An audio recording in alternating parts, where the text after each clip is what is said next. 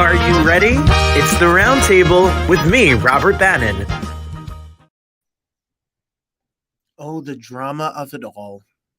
The drama of another Roundtable extravaganza. Hello, everybody. Welcome to the Roundtable. My name is Robert Bannon, and this is a drama-full event.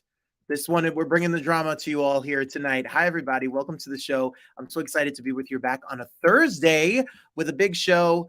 Yes, my friend Rachel Fuda is here. Rachel Fuda, the newest housewife of New Jersey. We went to high school together in Ridgefield Park. So y'all better watch out, everybody, because Rachel Fuda is here. And then the Jasmine Brand is one of the #1 gossip sites in the entire internet. Well, the mind, that's what I was trying to get the word out. The mind behind the website, Jasmine Brand, is here. Wait till you hear our inspirational speech. And then a brand new comedic voice that has a show called Sugar Daddy playing at the Soho Playhouse. Sam Morrison is here. So it's a big jam-packed show. Holy moly. The students, they are just here. We're all going to so much slayness of it all. And my mother, which is great. We're slaying my mother. It's what I've dreamed of doing this show. I hope you all had a great week. I hope everyone is doing well. I'm so excited for you all to be here. I am really grateful for everybody who was celebrated last week with me. We did 10,011 views of our chat with Jay Harrison G and Maxfield Haynes. 10,011 views from last week's show. Thank you for your support. And thank you for everyone who watched my friend TikTok superstar Tanara Mallory. Everybody's so creative herself. She was here and you guys all made quite the buzz about her because we did over 2,500 views in 24 hours. And she was so happy with what we did. And she is such a trip. So thank you to everybody who checked us out last week. We have more shows for you coming up. Yeah, I want to give a big, giant shout out and happy birthday to my Aunt Fran, who was watching last week. And I hope she's watching tonight. Happy birthday to her. It was her birthday yesterday. And then tomorrow is Greg's big, gigantic birthday. He turns the big 6'8". So happy birthday to Mr. Bannon himself. That's my father. That's some adventures that we've had together. So yeah, his birthday's tomorrow. So we'll be celebrating it this weekend. And I'm looking forward to all of that. Where's the meatballs? The meatballs are here. Would you like one? Meatballs? What's his jersey and Jersey Housewives? Like a meatball. Thank you, Christine. Thank you, Christine, for 10,000 views last week on the show. It had been a minute since we had that. And yes, we're working. We're going to work. We're going to work this whole damn show, all show long. Should we get started? We might as well, shall we? If you're new to this show and you've never been here before, welcome to my messy little show that we do every single week.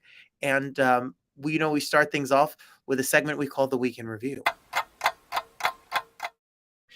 So what did I do last weekend? Well, last weekend, after I didn't feel well and I was out of work on Thursday and I was sick, on Friday, I went and saw Leo Reich, who we saw on this show. Leo came on and did this show. Oh my gosh, these pictures.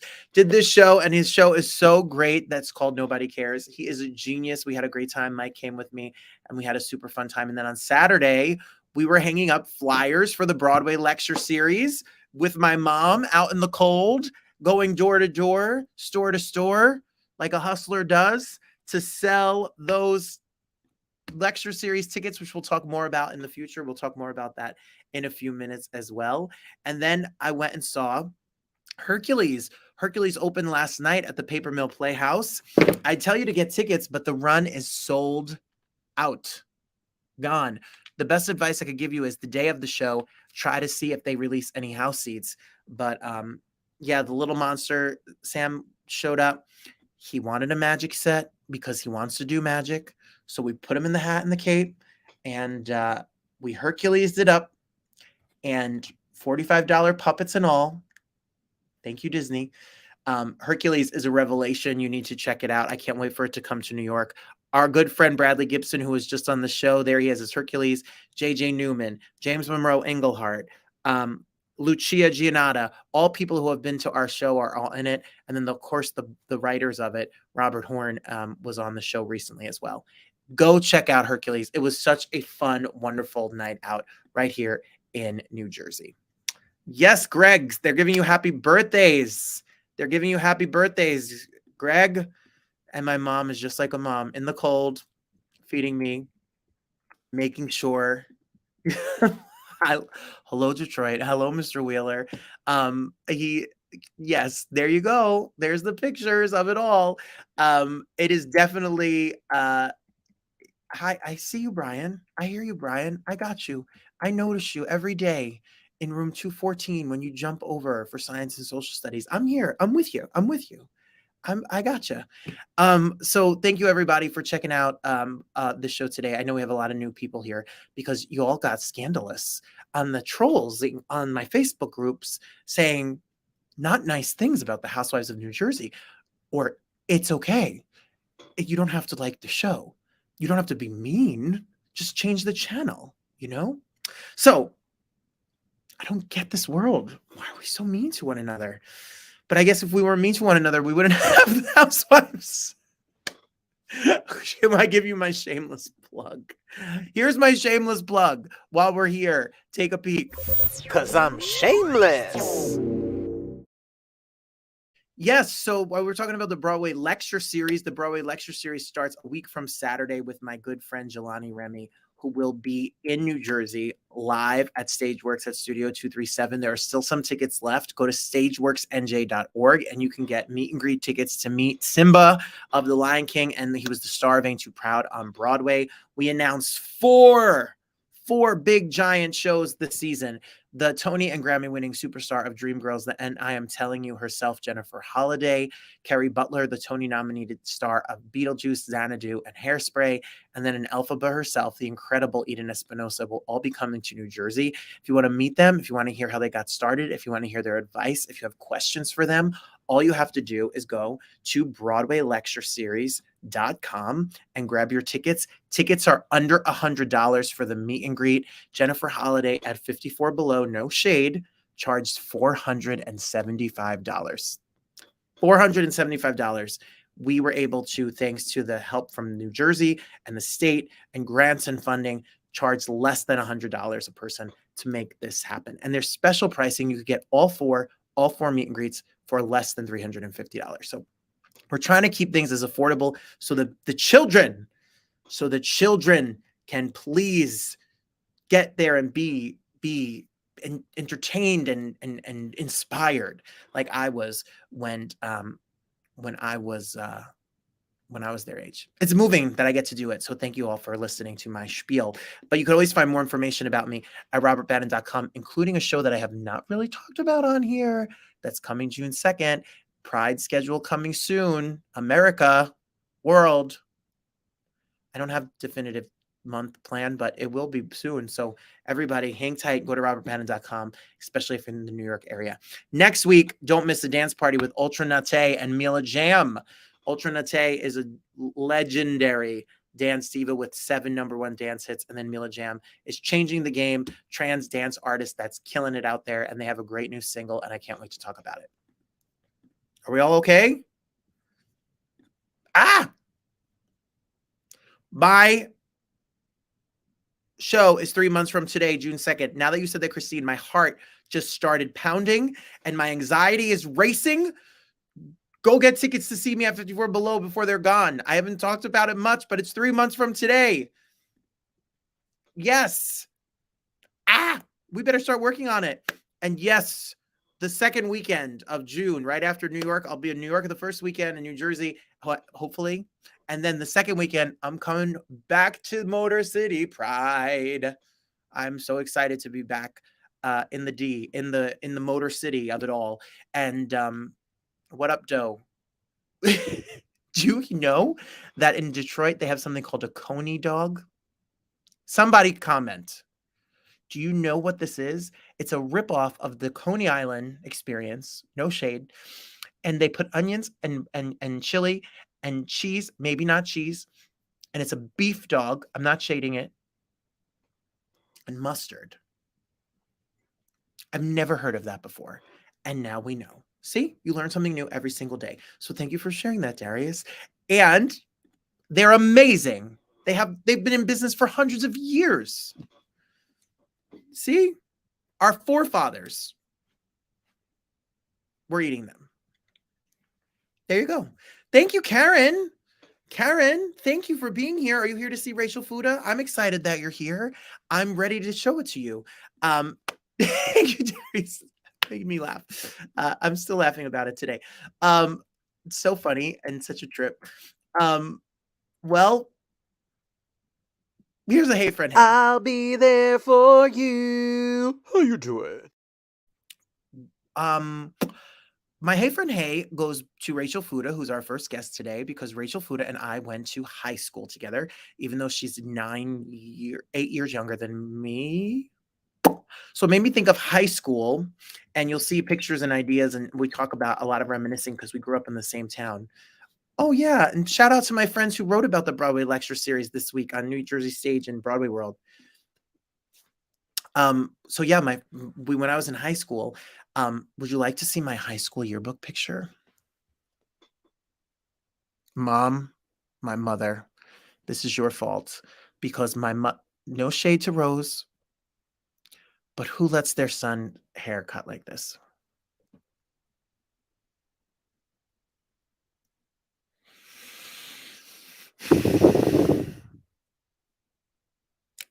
There are no words. That just, there is nothing to say. I'm going to be 40, y'all. This person is 106. I feel like I have gotten, thank you, Janelle. I appreciate that.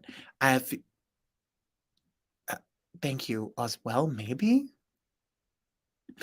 I feel like I've gotten that off my chest now. And look, I won an award in high school. I was best personality.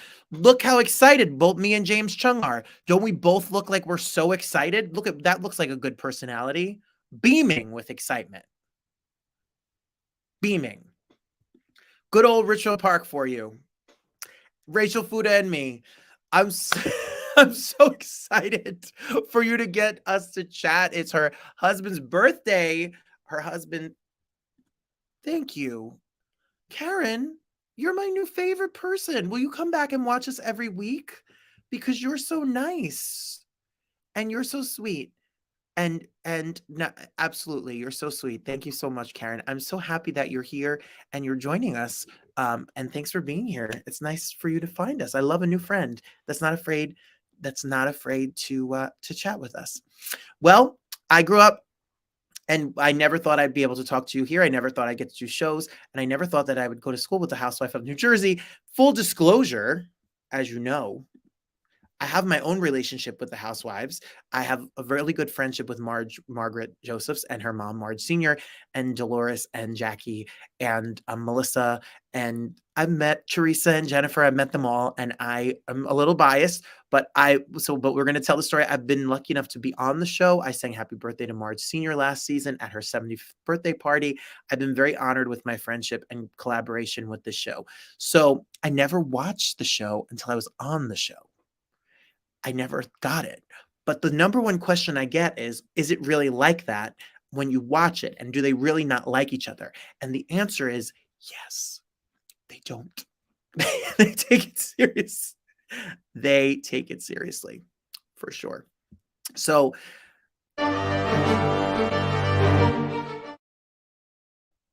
it's time for the tea. Rachel Fuda is here. Everyone, lean in. Here we go.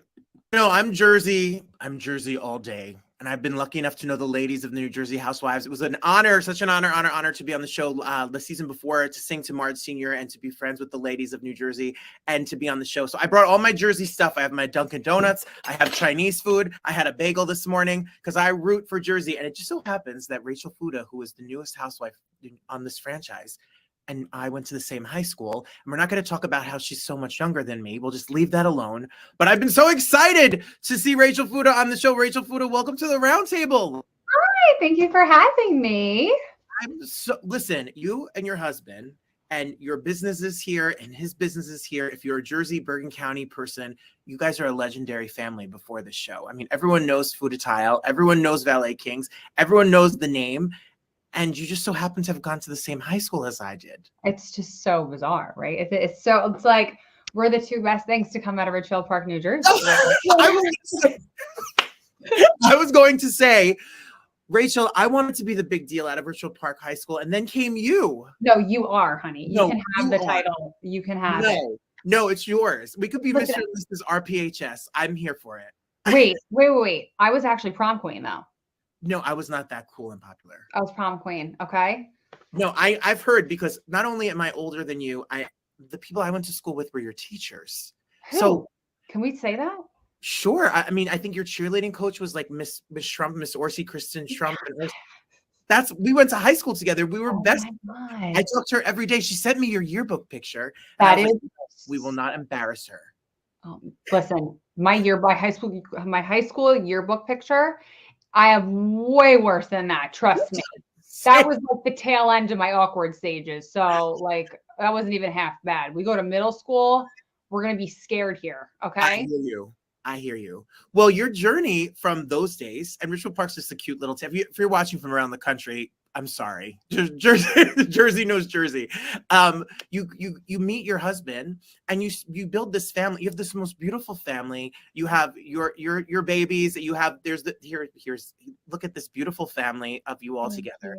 And you make a decision at some point. You run business. Your family, you're entrepreneurs in your own right. And then this opportunity comes knocking on the door. What was it like to say, I'm going to open up my life and my family to millions of people who watch around the world? I don't ever think you realize the impact of it until now. You know what I mean? It's like, you always know, like, making the conscious decision to do something like this, that like, okay, like, yeah, it's on TV and people are going to, hold judgment and, say things and, all that. But it's like, okay, no, now it's actually happening. So it's a little different when it happens versus when you actually make the decision, because the only people that really get it are the girls that are already in the cast. You know what I mean? So it's definitely an interesting side to be on, to see it, like, hindsight is 2020, and you don't know something like this until you're in it, because this is like nothing else you will ever experience. But it's been an awesome journey. Honestly, I can't even believe that it's been like almost a year since like all of this has like come to fruition. It's been really cool. And it's also like been a lot of fun as well. Like, obviously just having a baby, it was super stressful, and, managing all the moving parts that make up our life, right? Like business and, all this, but it was fun. It was a lot of fun. I just wanted to make the best of it and like get the most out of it, Sure. And so far we were only a couple of episodes in, but it sure seems like you all jumped in there, and you feel like you've been a part of this from the go. You're not scared. You've not been scared to give your opinion and to speak up. I mean, I'm definitely not scared. I'm also like, I'm not easily offended. So I also think that's like a good thing, to be where I'm at and have thick skin. But I'm not like a lot of these things that like the girls saying, like, I don't really care. Like, I don't care. Like, you don't think I have social skills? Like, well, whatever. Like, well, one thing I know, and I was talking about this because I could have Tony winners, Grammy winners, Academy Award winners. The second someone from Bravo comes on, especially the Jersey Housewives come on the show, people come out of the woodwork, because being a Jersey person myself, we are all obsessed with the show. And I got asked a lot when I became friends with Margaret and Jackie and Dolores and etc. about what's it really like and what are they really like. And I know that if you see the Housewives outside of taping, this is real. No one's telling you what to say. No one is telling you what to do. This is real interactions amongst a group of people. What has that been like when the cameras go off and you go home and you're in this tornado? How do you balance the real Rachel Fuda, the mom, the wife, and the businesswoman with now this television show and all the new people and relationships you have? It's a lot easier said than done. It's definitely a learned skill to be able to balance it, because it's also a job. So it has to start and end at some point. And I think that's been huge for me to learn. I have made the most amazing friendships with the women on this cast that I will be friends with long after the show is gone and buried. And for me, that's like the best thing to come out of this is like the real life friendships. But it's coming home and it's putting my phone on do not disturb and leaving it on the counter and just submerging myself with my family, with my kids, touching base with my son, like, how was your day? Like playing on the floor with my babies, like that fills my cup. Like that is where I need to, that is like what I was put on this earth to do, was to be a mother. Yeah, and you see it with if it's your daughter in the last episode with the cake smashing, or if it's your babies, or if it's all of you all together. It's just beautiful to be able to see and to watch. When you were starting business and you met your husband, how has business always been something? Have you always wanted to start a business? Thank you for all the valet parking. Thank you for all the backsplash tiles. Thank you for all of the. So funny. I mean, I didn't even know what Fuda was when I met my husband. Hand to God, he will come up here right now and tell you. He's like, oh yeah, my family's Fuda. And I looked at him and I was like, what's that? I don't know. I was like 20 something years old. Like, why would I know what a tile store is? Because it's food. I mean, I teach in North Bergen. I'm from Ridgefield Park, like you, which is right down the block. Like, I was worried about like my eyelash extensions and going tanning that day. Like, I was not worried about the tile store on Route 46 or whatever. I don't even know what highway it's on. Is it on 46? That's true. It's like, this is his family's business. So like, it wasn't like when I met him, he didn't talk about it really. Like it wasn't like, like I literally had no idea what Fuda was. Hand to God, you can ask him yourself. Got it. I understand. I get it. But I'm sorry. What was your question? No, I was saying, was it always something that you wanted to do, to run a business and to be a businesswoman? I think it definitely is something that I always wanted to do. Yes. I couldn't necessarily put my finger on it. Like, I went to college, I have 2 college degrees, and I always I went into PR and healthcare. So I worked for a very large corporation and like a regular 9 to 5, and I was hustling, and then I was bartending, and I was just like, I hit like a premature like quarter life crisis.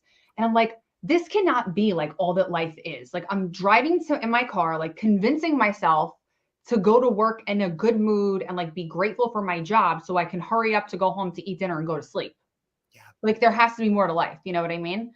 So when I met John, things just aligned, and he had just started the business when I met him, and it like exploded to a whole nother animal, and we did that together. And I'm really proud of that. I'm proud of us being able to navigate a relationship and a business relationship, because that's also extremely challenging. Because it's not leaving the office and it's like, we're leaving it here. It's like, okay, now we're in the office, and now we're at the gym together, and now we're going to eat together, and now we're working at the home office together. Yeah, it's all together. What was the conversation like with your husband when you were offered the opportunity to be on the show? How did that kind of compromise and work? Because it's not only you, he's very prominent and featured on the show as well. I mean, the House Husbands of New Jersey are equally as important as the Housewives are. They have like a whole little group themselves, and their whole camaraderie is so organic, and they really are friends, and it's like super cute to see them together actually. But when I first told him about it, he was just kind of like, I mean, if you want to do it, like, I'll support you. He supports me in everything that I have ever wanted to do. He's always like my cheerleader. He wants to see me exceed at success and whatever it is I want to do. He wants to see me do it to my fullest potential. It's beautiful. I love it so much. How have you talking about friendships? I know that there's where we are in the season so far. God knows where we're going, because I can only imagine the drama that you're all going to bring. Buckle up. I am ready. Weddings and families and fights and the whole thing. Yep. You built close friendships with certain people? Like, I'm Italian, Irish, Jersey boy myself. We're loud. We love to fight, but we love to love hard. I know you probably, when someone comes after you, you go after them, but you also love hard as well. That just seems to be the kind of world we live in. Is that true? There are people obviously on the show that you are closer to than others. Yes. And how has that been as part of this journey? Is it something that you expected? Is it better than you thought? Has it been more difficult than you imagined? I think so my closest friend on the show is Jen Fessler. And we have one of those types of friendships that we met and just our souls just clicked. And it was like, where have you been? Like, it's like I knew her. Like, she was so familiar feeling to me. And I say that all the time, but that's honestly what it felt like. And she's significantly older than I am. And she jokes that I could be her daughter. Like, she says it all the time. But like, I just got off the phone with her, probably 20 minutes ago. I was talking to her. And we just have a really special relationship, and her being new this season and me being new this season, it was really nice to have somebody to kind of go through it with for the first time. And we would, leave a party or an event and call each other and be like, what was that? Like, and then like, we like compare notes, you know what I mean? Like, did you hear this? Cause like, we're not together the whole time. Like, we're mingling with different people and having other conversations.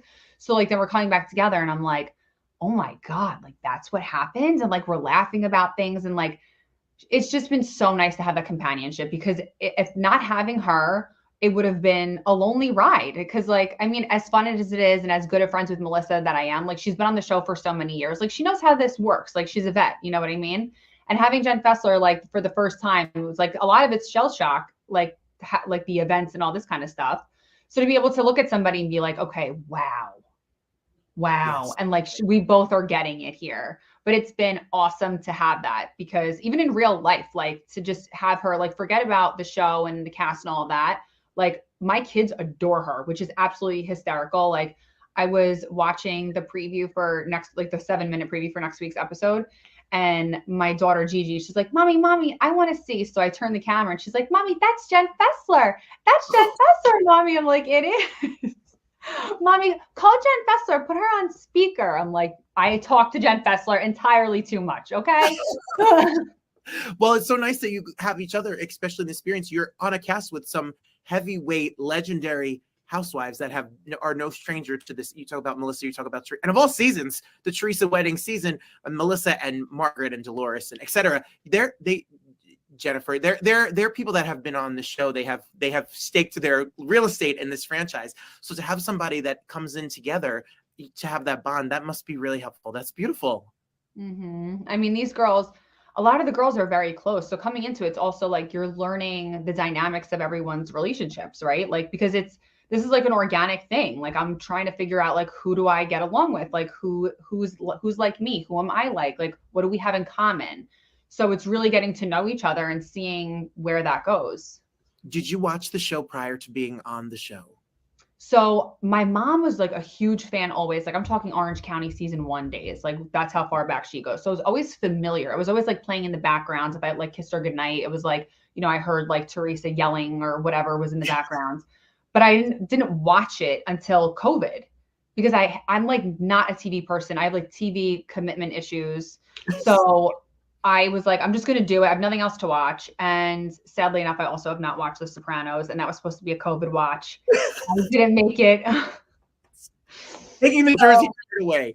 I committed to Real Housewives of New Jersey season 1 through whatever season it was at that time in 2020. So that was the first time I had ever really like watched the show was COVID. Well, it's so funny because I met Margaret on a whim through a mutual friend of hers when her book came out, and she had liked music I had done. And then I sung at her Pride event in Englewood. She hosted every year with NBC Out. And I was talking to Jackie, and then my cousin was like, "Oh, you were talking to a housewife?" And I was like, "Who?" I never saw the show. Ever, never. I had no idea who anyone. And then you all sucked me in. So ever since that moment, Tuesdays at 9:00, I'm there. You're busy every Tuesday, 9:00. Every Tuesday at 9:00. I am so excited to see where this journey leads for you. I'm so excited to see, and thank you for sharing a piece of your life. I know that it comes at a price. You give a piece of yourself up for us to be entertained and to be a part of this and let your family in. So I hope you have an amazing experience. I hope you guys have a blast. And I hope that people are just excited to tune in and watch. Yes, we're real. Us Jersey people. This is what it's really like, everybody. It is. It's so funny. It's crazy. Like my brother is still living in Ridgefield Park. So I'm back there all the time. It's like, yeah, he bought my parents' house. So like, it's crazy going back there. It's so like life is like it's all full circle. And I'm like still in touch with like a handful of people from high school too. So it's really awesome. I'm so happy to have been able to do this with you. Thank you so much. No, my dad is still in Ridgefield Park. I go get my hair cut in Ridgefield Park. I'm gonna have to meet you at Jade Lee Kitchen and have some Chinese food. I cannot. Yeah, I stop at Palermo's Bakery every time I'm in town, by the way. Of course. Yes, well, Palermo's Bakery, and then we'll get the dollar store next door, and we'll just in Ridgefield Park. I remember the dollar store opened. This is like such a boring conversation for people not from Ridgefield Park. This is so rude right now. This is so rude. Okay. I'm so old, Rachel. It used to be a Palmer video rental store. Oh my God. No, I remember that. And then wait, and Dunkin' Donuts was a Dollar General or something like that, right? Yes. Such a cute little village we grew up in, right? I'm ready to Grand Marshal the 4th of July parade with you. That's it. It's done. I'm making it happen. Oh my God. I love it. I love it.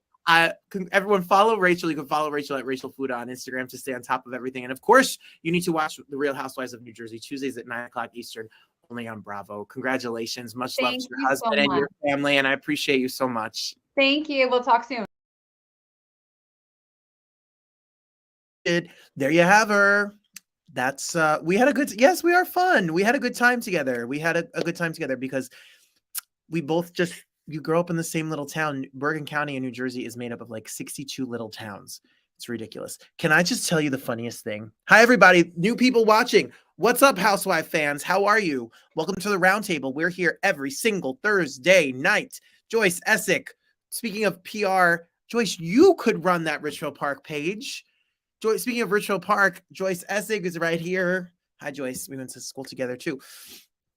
So can I just tell you the funniest story ever? So remember our friend Karen, who was brand new to the show? And yes, Rose Bannon is my mother. So Karen comes at me in the sweetest way, Karen. Of course, her name is Karen. And she says, how come you're not that famous? Which, okay, Karen, it's okay. I can take it. I have thick skin. I'm hustling. You're here, so I must be something. And Karen, no shade, Karen. She says she forgot to pick up her kids at soccer practice. So she had to leave. So Karen, don't leave your kids at soccer practice to be here with me. Go get your children. Oh, I love this messy, messy show. And does everyone go back to Ridgefield Park for the 4th of July? I usually sing at the 4th of July fireworks. Yes, Lisa. Well, I'm bring Rachel Fuda this year. We're on it. And look, Joyce, there's a new person running the Facebook and Instagram page, and they're doing a great job. They are doing a great job. They won't tell me who they are. Adrian will be at the parade, guaranteed. Chairs taped, done. At Housewives float. We could try to make that happen. They're not here though. They go down the shore. It's a top secret, and it's not Joyce. I still think it's Joyce. All right, everybody. So if you want to contribute to this messy, hot mess show with the Karens and all, you could always support the show. You could Venmo at @Bannon, and the money goes to promote the show. We get more views. Last week we did 10,000. How many will this do? Probably a lot. So make sure you join in and be a part of the show so we can keep getting people to come on and do shows like this. It means a lot to me to be able to give a spotlight to artists. So thank you all. Jasmine Brand is one of the #1 visited gossip sites in the entire world. It's called thejasminebrand.com, and she has a brand new show called Brutally Honest. She chatted with me last week when she was stopping into New York, and we ended up having a really deep conversation about some stuff. You want to be inspired. If there's some women and gentlemen and people out there who are looking for some business inspiration, take a peek. All right, everybody, if you have typed www. into your computer, you have come across the website that is run and created and curated and all of the fun things by our next guest. I love Fox Soul. We have had the Queens here. We've had the House here. We've had TGIF here. We've had all of the and there's a show called Brutally Honest with Jasmine Brand that you need to be streaming and watching right now. It is out. You can watch the first episode. There it is. Mondays at 9:00. You need to. I'm a little nervous because she's like a real interviewer. She's like a professional. She knows what she's doing. Welcome to our messy show, Jasmine Brand. Welcome. I love that intro. I love the welcome to our messy show. This is a messy, messy show. So I love that you're owning it. That's what we are. That is this on brand. That's our message. Embrace your mess. So Jasmine, I have questions for you. Okay. I'm fascinated by how you can be so self-made. Literally, you go to school in Morgan State University, get mass communications to be a journalist, and then you build a website that has millions and millions of people that visit it every single day. It's a go-to source for pop culture. You're featured on everything from the New York Times to the Wendy Williams to the View, etc. What a journey! What a ride! You must be exhausted. Now that you know what? When you're in anything, you're like, oh, blah, blah, blah. And then now that you say it, I'm like, well, oh, okay. Well, yeah, it does sound like it's kind of, yeah, it's been a journey. I'm super thankful to still be here in this business and to be able to employ people and to be able to still be part of the conversation in terms of pop culture. It's a lot, but I'm just super thankful, Absolutely. I read in an interview you did that you call yourself a journalist, like before a blogger and a personality. The journalism part of it has always been something that really moved you. In this world we live in, where the press and journalists are sometimes under attack in this crazy world, what is the importance for you throughout your life of journalism and getting news out there to people, telling the truth? Well, I think news is so fast. So we made a decision early on when it was just me that I would try to be fair and objective and neutral, but still, be quick with the news and try to fact check as much as I could, but try to be responsible.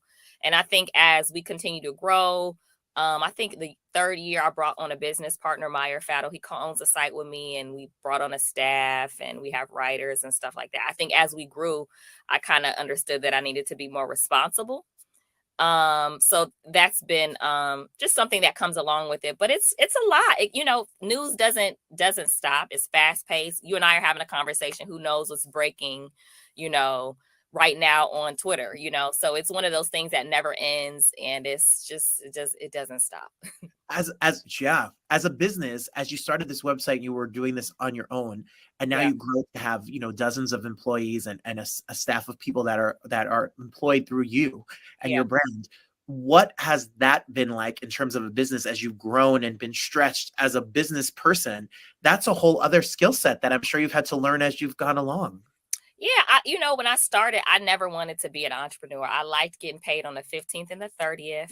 I liked my 401k and my benefits. I liked it. I remember my dad saying, like, when are you going to go out on your own? I was like, I'm cool. Even before I had the site, I used to, on the side, I would do PR for my friends because I always knew how to pitch and all that kind of stuff, whatever.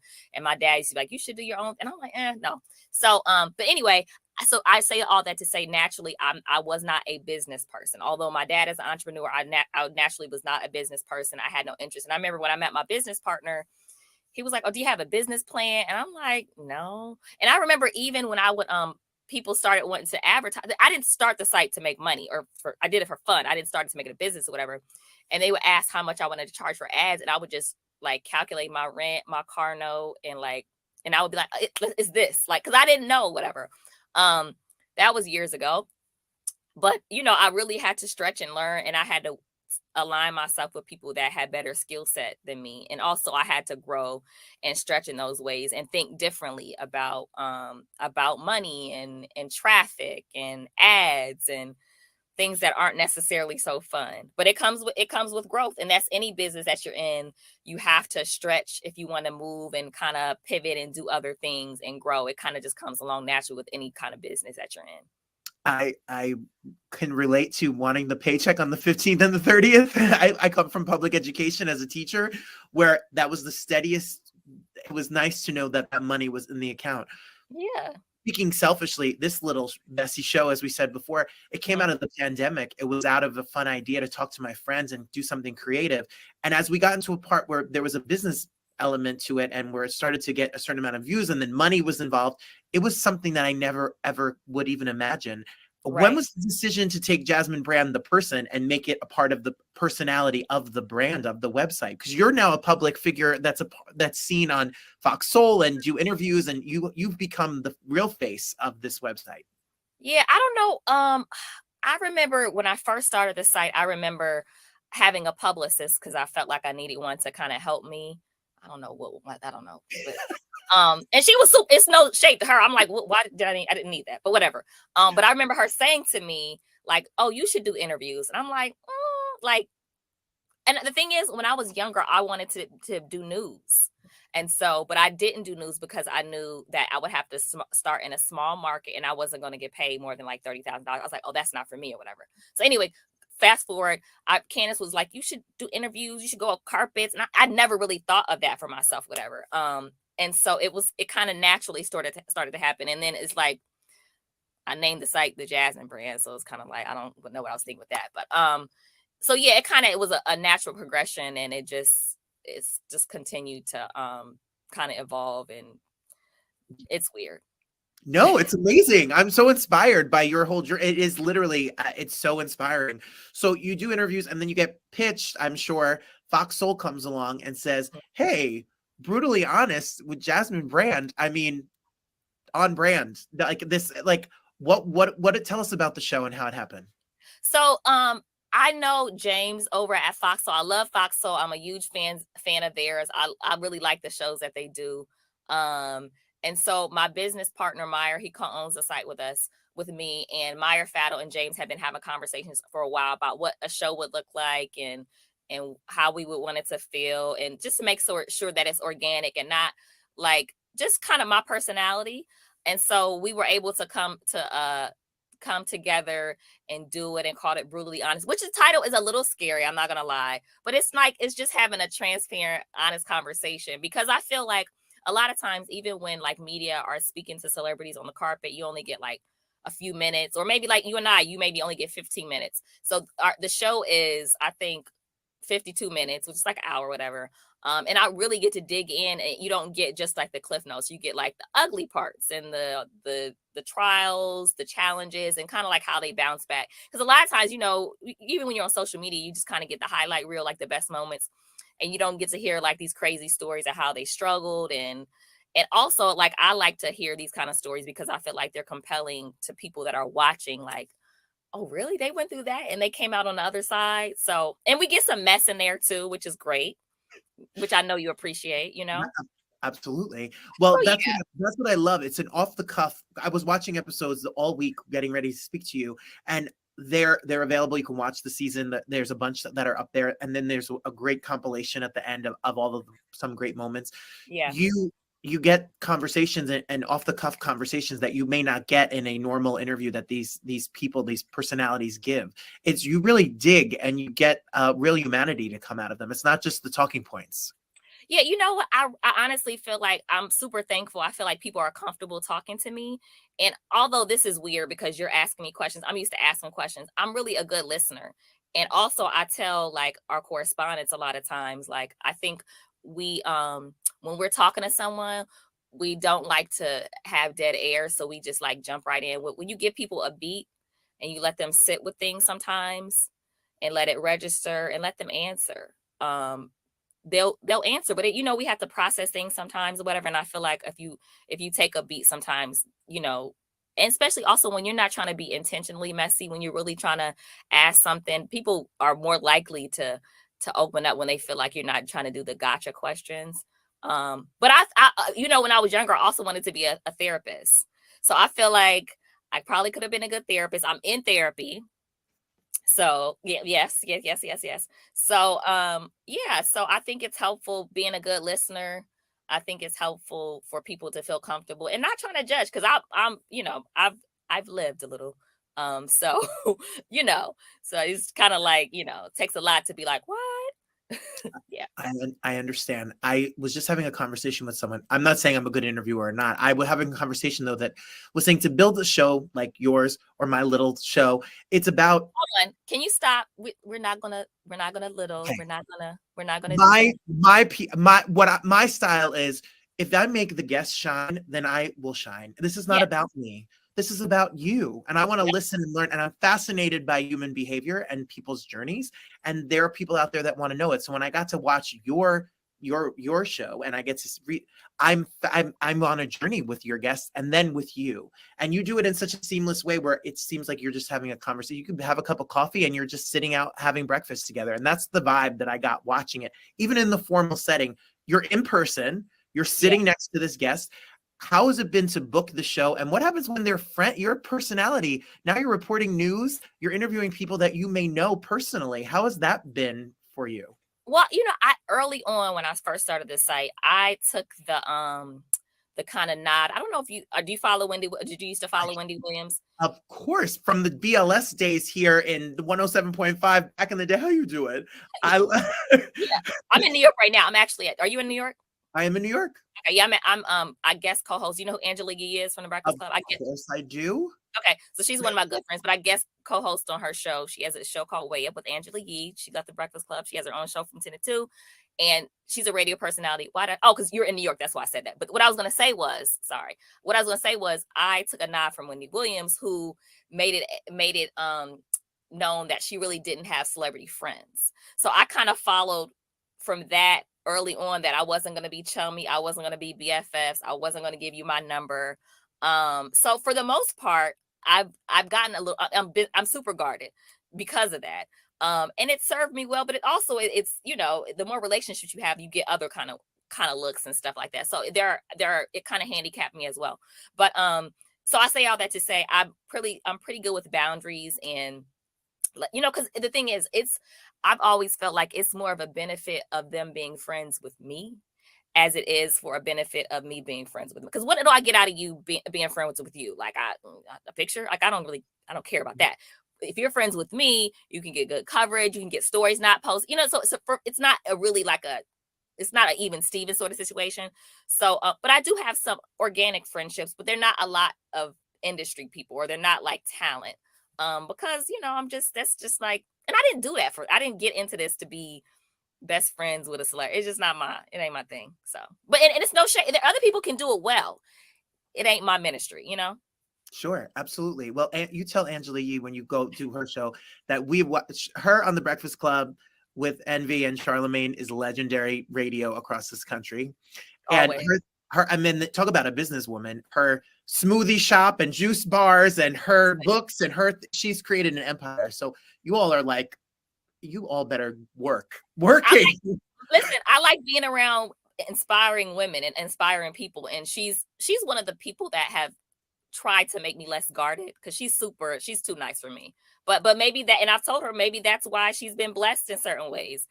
That ain't me, but she's really helpful in giving me guidance and suggestions, and just kind of how to maneuver as a Black woman in this business. And radio is really dominated by men. So she's been really helpful in kind of helping me move in spaces where it's just like, a lot of men or whatever. So that's been super cool. Well, that's why when you even talk about Wendy, who has put in her years pre her television show, if you're a New York, Philly, wherever, markets that she's from, built a brand literally from nothing. I mean, and was thrown on the side of the road many a times by radio stations and not treated well in that male dominated field, if you know the story. So to see that journey was insane. And for you, now you're a television personality. You'll have your own, the sky's the limit, Jasmine. What's next? Well, listen, I just want to do the best I can. And I just want to continue to expand. We're trying to create other content shows for our staff. I have some really great correspondents that are really good working news and radio, and they're brilliant at what they do. So we want to create more content for them. I'm not as concerned about being in front center, but I'm going to continue this journey with Fox Soul, Lord willing. I'm going to be probably doing some more radio stuff, some more TV stuff. And I'm just going to be trying to do also some charitable things, so that, the stuff I'm doing, I'm not curing cancer or anything. So I want to be doing some work also that kind of makes a difference. And, I'll be enjoying life and trying to live in the moment. I'm going to Mardi Gras this weekend. I'm going to have me a good time. So God is good. Life is good. I don't have many complaints, Robert. Well, now I'm going to say to you, you don't have to be curing cancer to make our lives better and happier and to be joyful. And you give us you give us good word, and you give us inspiration and good news. So that is its own ministry. We don't have to cure cancer, and my show doesn't have to be little. That's the Okay. lesson. of That the thing. yes. Because I was about to say that one more time. Don't be trying to downplay your stuff. No. We don't do that. Everybody, you need to go to foxsoul.tv. You need to stream. Make sure you watch. Everyone needs to be watching. It's Brutally Honest with Jasmine Brand. The shows are on Mondays at 9 o'clock, 6 p.m. Pacific. You can watch the season. And then, of course, every day, you should be checking out JasmineBrand.com and follow Jasmine Brand on Instagram or all social media sites. You are such an inspiration, and it was such a pleasure and so nice to meet you and talk to you. I can't wait to see what's next. I appreciate that, Robert. And don't forget, we don't do my little show thing, okay? No, our big shows, big personalities. That little over here. That ain't preach, Jasmine Brand. There's nothing little about it. There's so many jokes if my students weren't watching. But I love Jasmine Brand. I love Jasmine Brand because she literally taught me two things in that interview. One, we're not going to talk down about ourselves. That doesn't matter. We had 10,000 people watch the show last week. So we're not talking bad about this. Secondly, she showed the power of what we do as media presence or as this. She says, I don't want to be friends with a celebrity because what do I get out of it? They should want to be friends with me because I provide coverage for their career. Whoa. Deep. She's great. Everyone check her out for real. Hi, Kristen Orsi. Kristen Orsi is the Kristen we were talking about earlier with Rachel Fuda. We went to high school together. So, hey, my Kristens who I grew up with and are near and dear to my friends of mine for every day for the rest of our lives. So I have a new segment. Are you ready? We're going to run a little late, but hang tight with me if you're still here. I appreciate you.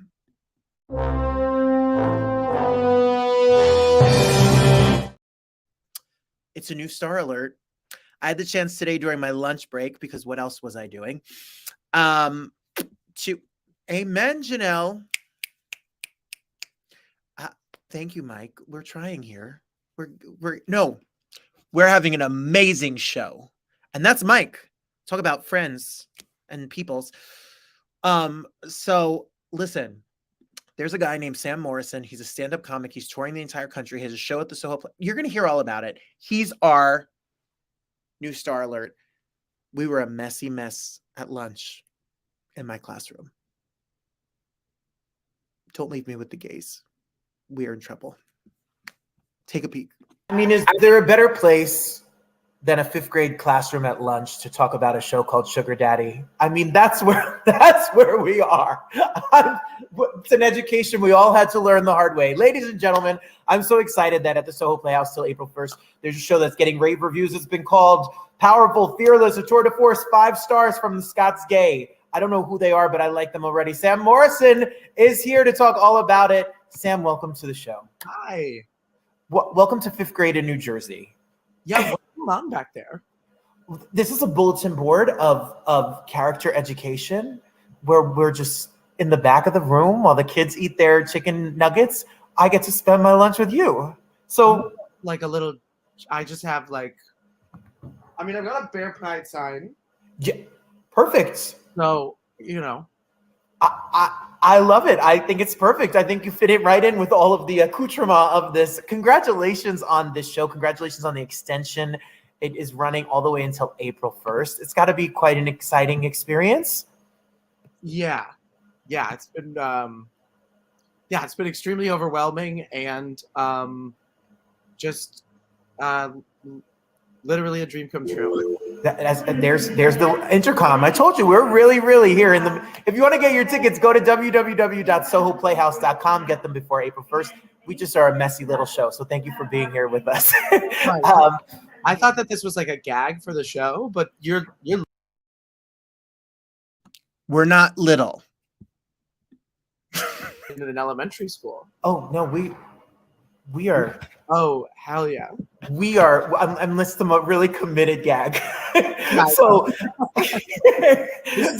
high budget show with a really realistic set. Very, very, very much so. When you wrote this show, you brought it to Edinburgh, which we've had a lot of people who have gone to Edinburgh on the show. We just had some on just a couple of weeks ago from last year, et cetera, that have brought their show there and then end up in New York City. What was the experience like to put it on overseas in Europe, in this festival that's famous for finding new works? And what was it like, the reaction that you got? What did you think it was going to be? And then what actually ended up happening? Yeah, Edinburgh is this like crazy festival. It's so much. It's so overwhelming in all aspects, like personally and artistically, and then just all the different stuff that's there. And it's like you're gonna have a lot of ups and downs. I don't know anyone that's gone and just been like, well, my dreams came true and everything went as I hoped. And it's a lot. I mean, there's 26, 27 shows. So like you're gonna have bad shows. You're gonna come and important people are gonna come that aren't gonna like the show. You're probably gonna get bad reviews. It's like artistic boot camp. There's like all these, you're in a new country and there's all these artists around you and they're so inspiring and supportive and you make new friends. And there's also like this artistic summer camp vibe to it. So I really don't know how to explain it, I guess articulately, but I'll just say my experience in 2019 and 2022 was just both extremes. Some of the best nights of comedy of my life and some really difficult ones that you learn and you grow. And yeah, I mean, I'm obviously grateful the response was what it was and helped me do a lot of things in my career. Where are you originally from? Sarasota, Florida. Sarasota, Florida. And did you, oh, no, I'm not judging. The craziest people in the world are from the Bronx and Florida. I'm judging. If you're not judging when I say I'm from Florida, I don't like you. I'm judging internally, Sam. Internally. No, there's lovely people there. They may not always have the greatest policies, but there's some people there that are lovely. What are you talking about? I can't say it. You don't agree? I'm not allowed to say the word. Sorry. Those are my friends in the government of the House of Representatives of Florida, and it's really offensive that you don't agree with the Don't Say Gay bill. Yeah.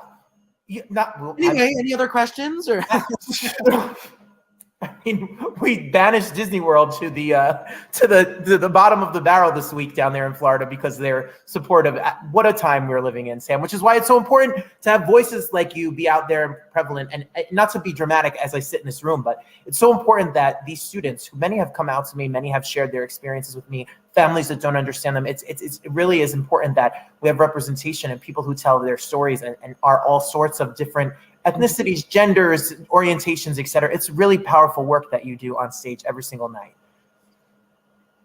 I mean, thank you. I'm just telling like my story, and hopefully that, and trying to do it unapologetically, where I'm not trying. It is a very specific story, and yeah, I mean, I hope that people connect to it, and there is like it is. I've learned a lot doing this show that, representation does matter, and that, oh, there she is. There she is. The best artwork in New York City. I love this picture. No, but like especially like doing the diabetes material, so many type 1 diabetics have just been like ecstatic. They're a rabid race. Look at you. You have that ready to go. We don't mess around here. No. What else do we have to do here? Teach? I know. I got a lot of DMs from doing that. It's like, it's just cool. Diabetes is especially something that is like, it's completely invisible, and it not gonna curse, friggin' sucks. I feel bad cursing I understand. Students, you can't curse looking at a sticker that says "pal." When you put things in, like, I have a beef with you though, Sam, about the diabetes. Yeah. Because I haven't seen your show. I'll be there tomorrow night. I will be there tomorrow night. I have a beef though. I was reading about it, and you talk about a problem with the skinny gays of the world. Yeah. you weigh like as much as my left thigh. Yeah. So has diabetes. I'm being so like defensive in this interview. I don't know. No, it's okay. I like it. Bring it. Yeah. No. I mean, it's more about like society's obsession with skinny people, and I'm not attracted to that, and I never have been. And it's something that I like actually felt shame about when I was growing up because our society is so fat phobic. Yeah. And so now I am proud of it and screaming about it and get to go as far as I want in the other direction and having fun with it. Well, I literally was like counting macros while I was on my break from work today. So I get the fat phobic centric. We're obsessed with weight and all of, and especially in gay culture. So what a fascinating, I'm very excited to hear all the things. Since this show has debuted, you've been a little bit everywhere. I mean, you're here hanging out with Seth Meyers, and you're here on Watch What Happens Live, and you are on Tamron Hall and Drew Barrymore, et cetera. What has it been like to be in this kind of PR tornado that has happened since you've come out and been back here in New York City? No, it was so much fun. Yeah, it's just fun. It's just like, it's so novel. I mean, I've been doing this mostly in the back of bars. I've done like a couple TV things, but I've been trying really hard to get that exposure for 5 years, and then it's just sort of all happening in the past month. And I'm just trying to like take it in and like. Sure. Well, you talk about a couple TV things. I mean, we could talk about 64 episodes of working on Blind Date. I mean, if you're of a certain age like me, there was an obsession with Blind Date when I was a kid. Oh yeah. Oh my goodness. You waited for that hot tub, little queer Robert Bannon. Where's the hot tub scene in this Blind Date? Oh yeah. There were some hot tub scenes. Oh, I edited some hot tub scenes. No, I would like write jokes for the host, Nikki Glazer, and I would come up with the little like jokes that you see on screen and the like emojis and help with the editing. What do you classify yourself as in terms of your art? Are you a comedian? Are you an actor? Are you a writer? What do you use as the wording to describe what you do? I just made up this really unique term called a multi-hyphenate. Have you ever heard of that? I have not. Tell me about it. Well, I think I'm the only one. But I believe actor, writer, comedian would be, honestly, I don't really know. My bread and butter is like a stand-up. That's what I've done kind of every night for the past 5 years. But I came from acting in college, and I've written a bunch. I genuinely not just like love all three, but I kind of need it. I think they give you artistic energy in very different ways. And I like also, stand up is amazing, but it's not the most like, it's not, I don't want to just do stand up for 40 years. That's not the kind of comedian that I am. Well, we were excited to grab you before you go on to sell this to Netflix and then write a pilot that goes into syndication. Then you'll never return our emails, and your team will send us polite, curt denial in PR requests. I will always do this show, but only if it's in person. I want to be there. I want to be in that classroom. I'm going to make you come to Career Day now. And Career Day. I want you to come to Career Day, but only in this whole, with the crown and the whole thing. The pose? Yes. I have to do this. And just sassy attitude back to the students when they ask questions. It's just a political rundown of Florida's history. They're like, why isn't he taking his hand off? And I was like, I don't know. It was in the contract. Done. But multi-hyphenate, you and Beyonce, I think, are the only two people I can think of that can classify themselves as that. You're trouble. We're troubled. I can tell already. You're my kind of people. Speaking of that, people are always making that comparison, and it's just not fair.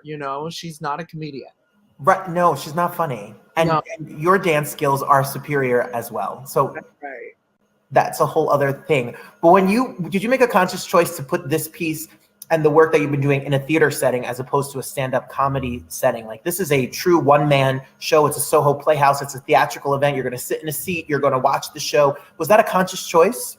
Yeah, totally. I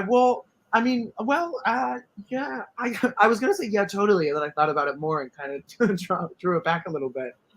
I think the honest answer is that I've always loved solo shows, not just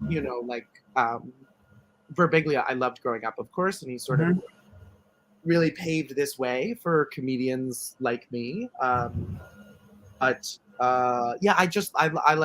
theater boy. So I love theater, and I always sort of imagined. I kind of have always been writing stand-up with this with intention to make something more, more thematic, more meaningful, more an hour of theater, and so it just is sort of kind of always what I imagined it to be. That being said, I toured both of my last solo shows, and they were really, really bare bones. And if there were props, they were very few. And even this show right now can pretty much just go up with a microphone and nothing else.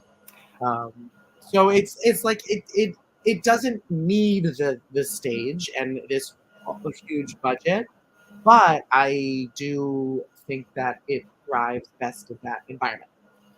I love the solo show. Even if for me as a singer, if it's cabaret, I was like, I don't want to hear your director's blocking anymore. Don't tell me to move on this word. I'm going to just do this by myself. I don't follow directions well, Sam. Yeah. I shouldn't say that as an actor.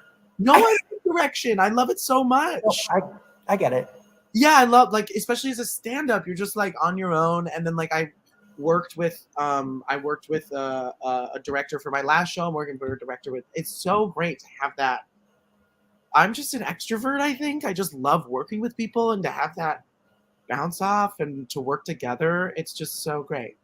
Yes, make it the best that it possibly can be. So what has it been at the end of the show after you leave your heart and your everything on the stage? What's the reaction been like from the audience? You take that bow, you meet people at the stage door. I'm sure it's been quite the overwhelming response. Yeah, well, everyone's always comparing me to Beyonce, and then I get pissed. But other than that, people are... I mean, it's a really, it's a really heartfelt, and it can be an emotional show. I'd say 90% of it is stand-up comedy. So don't be deterred if you hear that, or don't come ready to cry. Come ready to laugh if you come to the show. But after the show, I love connecting to people, and it's obviously very special when people share their own experiences and how they related to my story and the show. So that is just a really humbling and powerful time. I can only imagine. Well, stick around for his encore of Single Ladies every night, better than Beyonce.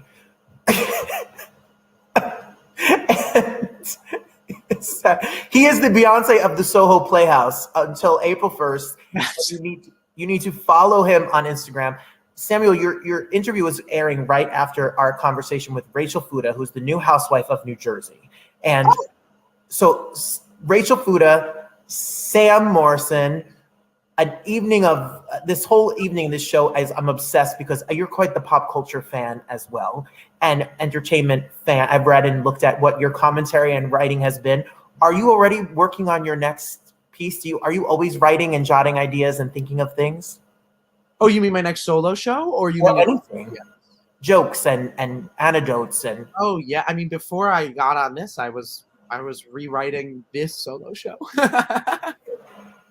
Yeah, I'm always working on jokes, especially when I have part of the amazing thing about having this show is, and the runtime, and especially being in New York, is that you can go off and do sets and really fine tune the jokes and then bring them back into the piece, especially now that I have a director too, and to run that by. So yeah, I'm always sort of working on that. I'm Sugar Daddy is where all of my energy pretty much is going, but I've got some some TV and film stuff, and writing in other mediums. And are you pointing at me? I'm pointing at you. Oh, girl, I'll point at you. Point. It's rude. Yeah, there you go. It's the opposite. I get it.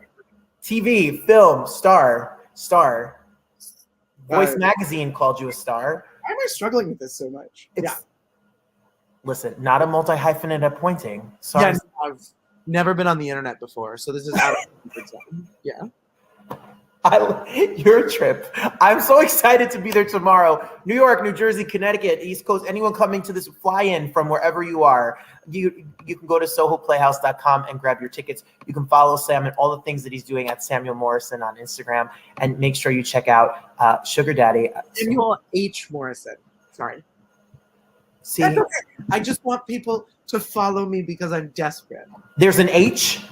There's an H. Like mine is Robert M. Bannon. And because there's someone in Idaho who has 13 followers who took it and give me back my name. Yeah. Or I'll get my Uncle Steve Bannon on the kit. No, I'm kidding. That's a joke. I am not related. I love Steve Bannon. You know my politics. I mean, my two favorite people are Steve Bannon and Marco Rubio.